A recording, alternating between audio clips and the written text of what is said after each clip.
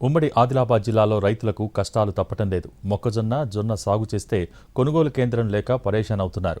రోజుల తరబడి మార్కెట్ యార్డుల్లో పడిగాపులు కాస్తున్నారు.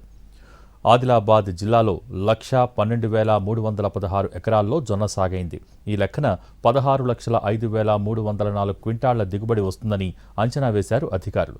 13 కొనుగోలు కేంద్రాలను ప్రారంభిస్తామని ప్రకటించి పలుచోట్ల కేంద్రాల్లో కొనుగోళ్లు సాగుతున్నాయి. ఇక జొన్న ప్రభుత్వం మద్దతు ధర 3,699 కాగా కుప్పలు పోసుకుని కొనుగోలు లేక తిప్పలు పడుతున్నారు.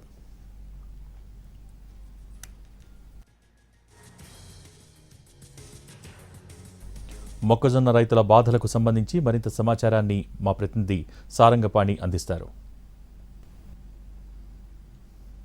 ఆదిలాబాద్ ఉమ్మడి జిల్లాలో జొన్న మొక్కజొన్న పండించిన రైతులకు కష్టాలు తప్పడం లేదు.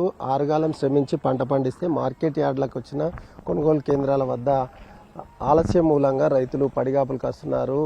4-5 రోజులుగా మార్కెట్ యార్డులకే పరిమితమై ఎప్పుడు కొంటారో, ఎప్పుడు బస్తాలు తరలిస్తారో అని ఎదురు చూస్తున్న పరిస్థితి కనిపిస్తుంది. ఇటు మొక్కజొన్న అయితే ఆరబోసుకొని ఎదురు చూస్తున్నారు. ఎన్ని రోజులు అయితే?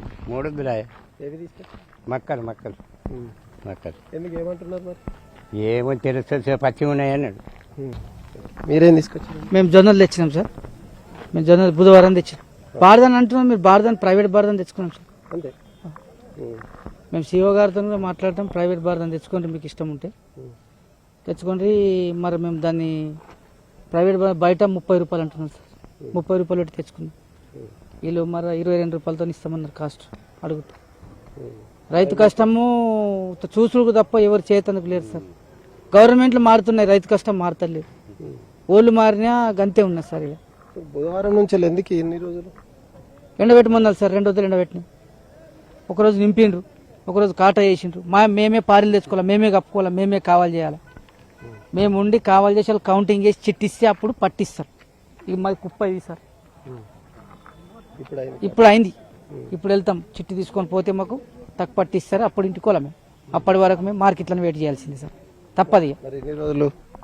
ఇక ఇంటి నుంచి తెచ్చుకున్నాం సార్. మేము 3 ఉన్నాం. ఇప్పుడు టిఫిన్ తీసుకుని వచ్చిండు ఆయన మాకు. పొద్దు ఒక రాత్రి ఒకళ్ళు ఉండాలి. డే బై డే ఒకళ్ళు ఉండు, ఒకళ్ళు తానం చేసేస్తాడు తినుడు. ఇక్కడ నీళ్లు తప్ప ఏం దొరుకుతలేవు మార్కెట్లో. 21 సెంటర్లు ఓపెన్ చేయాలి. ఇవి అసలు జొన్న కొనుగోలు అయితే 6 సెంటర్లు ఓపెన్ చేసింది సార్. అయితే అందరూ ఇడికే తెచ్చుడుకు మాకు ఇబ్బంది అవుతున్నది. ఇది ఇసుక బంద్ అవుతున్నది. ఎప్పుడు 13 దాకా బంద్ అట.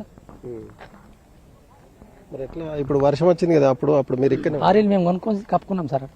నిన్నే వన్నాము, నిన్నే కప్పుకున్నాం సార్. దాదాపు వారం రోజులు. రేపు గడిచిపోతే వారం డైరెక్ట్ ఇంకా పోలే. రేపు పోతాం. ఇంకేమున్నది సిచ్యుయేషన్ సేమ్ ఉన్నది. వర్షం పడ్డది, కొన్ని నానినాయి. ఇక పత్తి అంటే జొన్నతోని ఇబ్బంది మాకు చాలా కష్టంగా ఉన్నది. మరి ప్రభుత్వము రైతులకు అండగా ఉంటానని అన్నది, కానీ ఇది వరదాకా పండించిన పంటని కూడా మేము అమ్ముకోలేకపోతున్నాం. 10 క్వింటాలు కొనుగోలు చేస్తే ప్రైవేట్కి అమ్ముకోవాలి సార్ కదా. ప్రైవేట్ అంటే 2,500 ఉన్నది సార్. పోయిన సంవత్సరం 14 క్వింటాలు తీసుకున్న ఎకరానికి, ఈ సంవత్సరం 10 క్వింటాలు తీసుకున్నారు సార్. మరి రైతుల కష్టం అయితే ఇట్లా ఉన్నది. మరి ఇంకోటి ఏమంటే సార్, రైతులు ఏ ప్రభుత్వం వచ్చినా కానీ రైతులకు కొనుగోలు కేంద్రాలు బరాబరి పెట్టకుంటే బాగా కష్టం అవుతుంది. రైతే రాజు అంటున్నారు కానీ రైతు రాజు ఎప్పుడు కాలేదు సార్. నష్టాలే కానీ రైతు రాజు కాదు సార్. అధికారులు ఏమంటున్నారు సార్, వస్తున్నాం, కొంటాము, ఏం ఇది కాకుండా తీసుకుంటాము అని అంటున్నారు కానీ ఎవరు రాకులేరు, కొంటలేరు సార్. ఇప్పటికీ ఆదిలాబాద్ జిల్లాలో 16,000 ఎకరాల్లో మొక్కజొన్న సాగు చేయగా 13,789 మెట్రిక్ టన్నులు కొన్నారు. ఇంకా నిర్మల్ జిల్లాలో విషయానికి వస్తే 1,20,000 ఎకరాల్లో జొన్న సాగు అయితే 61,283 మెట్రిక్ టన్నులు కొనుగోలు చేశారు. ఇంకా కొన్ని చోట్ల గన్ని బ్యాగుల కొరత, మరికొన్ని చోట్ల కూలీల కొరత, ఇంకా ఏదైతే కొర్రీలు పెట్టి కొనుగోళ్లలో ఆలస్యం చేయడం మూలంగా రోజుల తరబడి మార్కెట్ యార్డులు, కొనుగోలు కేంద్రాలకే రైతులు పరిమితమవుతున్న పరిస్థితి.